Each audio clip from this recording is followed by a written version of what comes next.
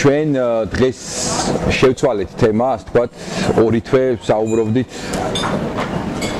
პოეტურ შეგრძნებებზე. პრინციპში დღევანდელი თემა არ გამორიცხავს იმას, რაზეც მანამდე საუბრობდით.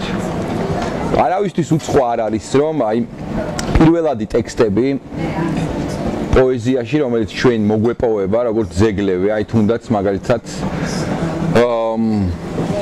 ჰომეროსის ტექსტები, ხო? ოდისეა და ილიადა. როგორ არის ის დაწერილი? და ჩვენ ნახავთ, რომ ის დაწერილი არის როგორც ამბავი, რომელიც სიმღერით მოიყოლებოდა. ანუ იმღერებოდა. ეს ამბები იყო ამბები, რომლებიც საკრავზე იმღერებოდა. გვახსოვს ხომ რიხარდ ვაგნერი, მე-19 საუკუნის დიდი, ასე ვთქვათ, გერმანელი კომპოზიტორი, რომელიც ოცნებობდა, ასე ვთქვათ, აი ამ პირველად ხელოვნებასთან დაბრუნებას, ასე ვთქვათ, ისახავდა მის მიზნად მისი შემოქმედება, სადაც მკვეთრი ზღვარი არ არსებობს პოეტურ ტექსტს, მხატვრულ ნაწარმოებს, მუსიკალურ, ასე ვთქვათ, ქსოვილსა და ასე შემდეგ და ასე შემდეგ. ანუ ხელოვნება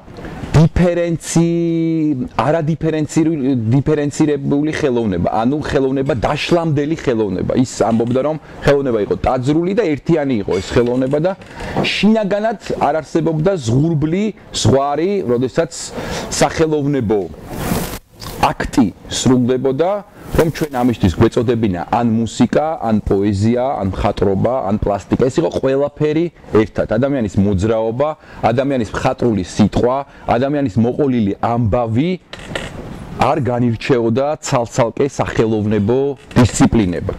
და ამის ნათელი დასტურია ძველი ბერძნული ტრაგედიები, ამის დასტურია ესქილე, ამის დასტურია სოფოკლე, ამის დასტურია ჰომეროსი, ამის დასტურია თუნდაც ძველი შუმერული ტექსტები.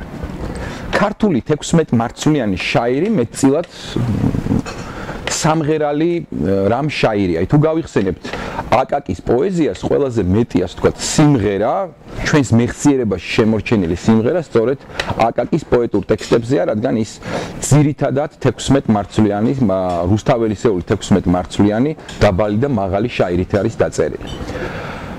ანუ ეს იმას ნიშნავს, რომ მუსიკის ელემენტი პოეტურ მეტყველებაში და მუსიკალურობა იმთავითვე ორგანული ნაწილი იყო, არა მარტო ქართულში, აგერ ბერძნულზეც ვილაპარაკეთ და ბევრჯერ მოვახდინეთ ციტირება ჰომეროსის, ხომ? როგორ იწყებს ის პირველივე სიტყვიდან, ო მუზავ, მიმღერე. არის თარგმანები, სადაც არის მიამბე, მომითხრე, მაგრამ მომიყევი, ან ასე შედარებით, სადაც ნარაციის ელემენტია, მაგრამ დედანში ის ამბობს სიმღერას. მან უნდა სიმღერით უთხრას ამბავი იმისა, რასაც შემდგომ, ასე ვთქვათ, ფურცლებზე მოგვითხრობს უკვე ჰომეროსი. ჰომეროს ნამღერი აქვს ეს ტექსტები, ანუ ის იმღეროდა ამ ტექსტებს. ეს, ასე ვთქვათ, ძალიან ბევრი ადამიანის მოსაზრებაა, რომ კაცობრიობის ენა და კაცობრიობის პირველადი ენა ეს იყო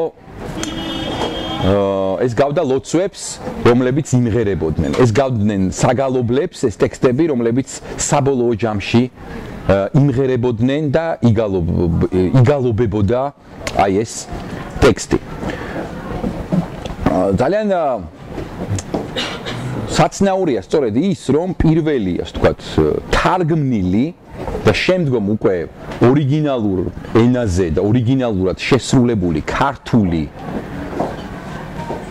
ლოცვები, ამავე დროს ქართული იამბიკოები, ქართული სასულიერო, ასე ვთქვათ, ტექსტები ყველა დაწერილია იამბის, ასე ვთქვათ, მეშვეობით, ანუ ხუთმარცვლედის მეშვეობით, რომელსაც აქვს პოეტური ტექსტის კანონი.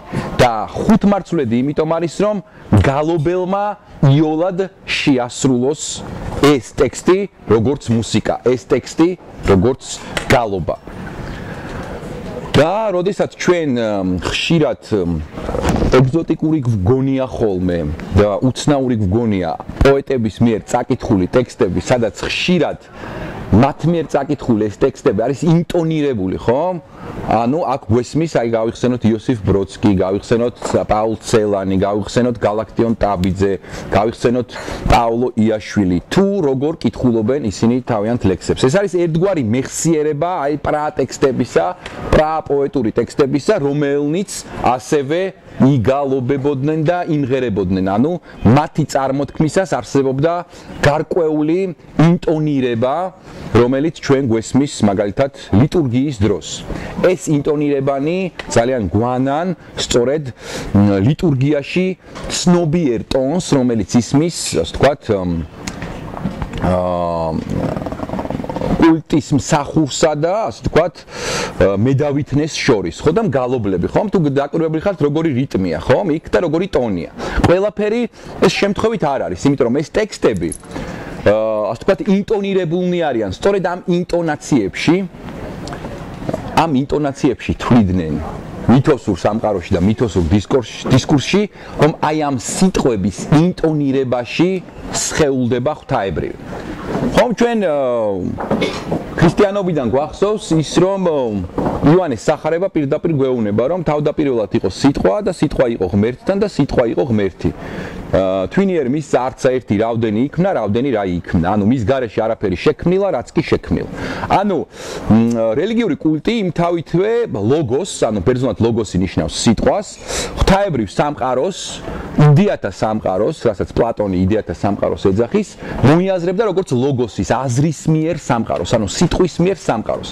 ეს სიტყვა ხორციელდებოდა, ასე ვთქვათ, კულტის აღსრულების დროს და ნებისმიერი, ასე ვთქვათ, პოეტური ტექსტი იყო საკულტო ტექსტი, რომელიც მედიალურ ურთიერთობას კავშირს ამყარებდა ღვთაებრივთან, ანუ სიტყვასთან.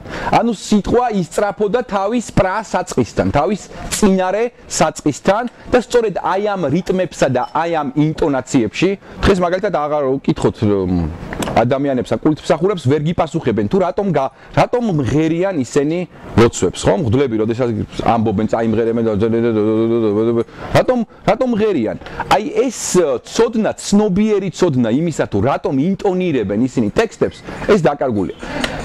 ინტონირებდნენ ისინი იმიტომ ტექსტებს, რომ აი ამ ტონალობებში, სხვადასხვა ტონალობებში აღიქმებოდა ღვთაებრივის პირველ საწყისი აი ამ ინტონაციებში. აი გავიხსენოთ თუნდაც ჩვენი, ასე ვთქვათ, მართლმადიდებლური ან კათოლიკური ან პროტესტანტული ინტონაციები წირვისა და ლიტურგიის დროს და გავიხსენოთ თუნდაც აი ბუდისტური მანტრები, ხო?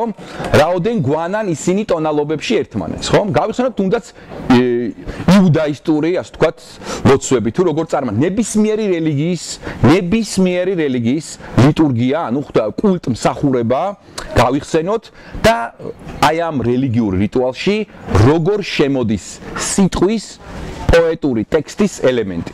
შემოდის ყოველთვის რიტმულად და ინტონიზირებულად. რატომ ხდებოდა ეს? იმიტომ რომ პოეტური ტექსტი და ენობრივი და ინფორმაციული ტექსტი ყოველთვის გულისხმობდა ღვთაებრივ სამოსელს. ის ყოველ სიტყვაში, რელიგიურ კულტში ხორციელდებოდა ღვთაებრივი შინაარსი, ანუ ლოგოსი.